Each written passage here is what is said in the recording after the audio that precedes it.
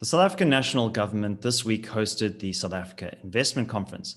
But is the government serious enough about rolling out the red carpet for business and to stimulate investment?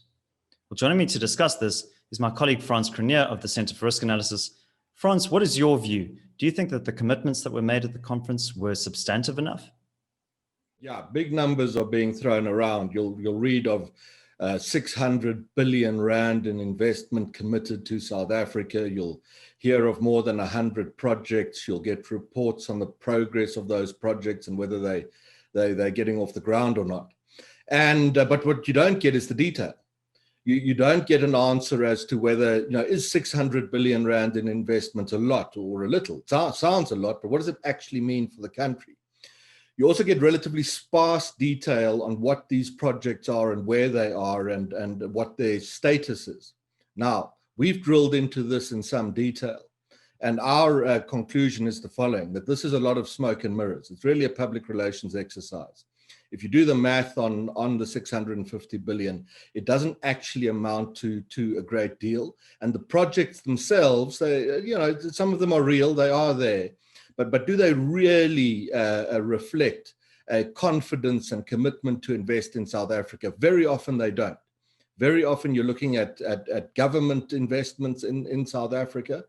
And often you're just simply looking at firms who are already in the country. They need to do a little bit of capital investment. For example, if you're a manufacturer, you need to upgrade your factory. Otherwise, you just can't compete anymore. And your option would be you do that upgrade or you actually exit South Africa completely. So you do the upgrade. That doesn't mean that you are full of confidence about the future of the country. So Frans, let's look at some of the data in more detail.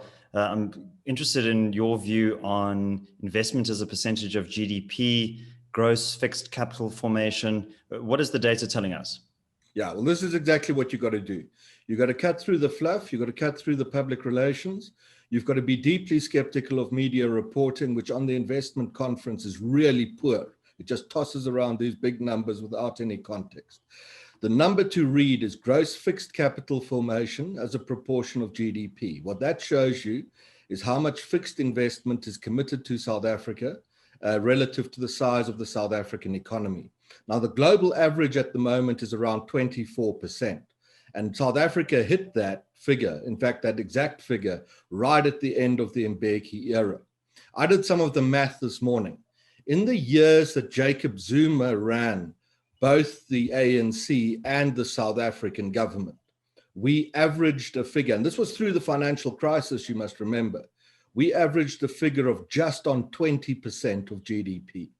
In the years after his removal as ANC leader, where Cyril Ramaphosa effectively took over the management of the South African economy, that figure fell. And it's been falling every year under Mr. Ramaphosa. And the figure now averages just on around 18%, which is about as low as it's been at any point in South Africa's past 20 years. And this is a really important insight, because it reveals that the public relations, the tenor of media reporting, the manner in which the government is talking about this investment conference actually has no bearing to the reality on the ground. And we spend a lot of time talking to foreign governments. We spend a lot of time talking to large corporations, perhaps in public. They'll be polite about South Africa. They'll say, look, they look at the country, they consider it as an investment destination. But what the scoreboard shows, and gross fixed capital formation to GDP is the investment scoreboard, is that they aren't confident in the South African economy. The reasons for that, two things crop up time and time again. One is a rule of law and corruption issues. If you're a large Western multinational, you simply cannot take the chance that you're going to be ensnared in a corruption scandal in committing to South Africa. The second issue that crops up is the question of expropriation. In the sort of B-grade media analysis, the idea might be there, it's a land reform policy, it's necessary for land reform. Sort of in the real world, where real people commit money, the understanding is very good that expropriation policy, as it's being drafted in South Africa, extends well beyond the question of land. It can lead to the seizure of shares in companies, financial assets, and the like. And as long as that red light remains flashing above South Africa's investment door, the drive to attract investment is simply going to remain a failed, as the data shows, public relations exercise. So Frans, how does this stack up to what National Treasury is saying in terms of their growth projections for the medium term? Well, the Treasury figures, David, they're the smoking gun in revealing that a lot of what's being reported in the media and being put out by government on investor confidence is actually a lot of nonsense. Now, the Treasury outlook is this year, a steep economic contraction for South Africa, then somewhat of a recovery next year, a growth rate of 3.3%, but that's not actually a recovery. That's just the low base effect of this year's steep contraction. Look at what the Treasury says in the subsequent 2 years. Into 2022, the Treasury expects South Africa's rate of economic growth to fall to just 1.7%, and in the year thereafter to fall further to just 1.5%. Now, that would leave it at about a third of emerging market norms. Now, why is this? If there's all this investment that's been committed, these big numbers, this enthusiasm for South Africa's investment drive, has Minister Mboweni not been briefed on this by Mr. Ramaphosa and the cabinet? Is the Treasury ignorant of the great successes in attracting investment? Of course they're not. They know exactly what's going on. They know that the investment drive is really a public relations exercise. There's nothing substantive behind that investment drive. There's no substantive commitment sufficient to get South Africa's growth rate up to emerging market averages. And for that reason, the Treasury cannot do anything other but continue to project what is real, that the South African economy is not competitively positioned to attract investment.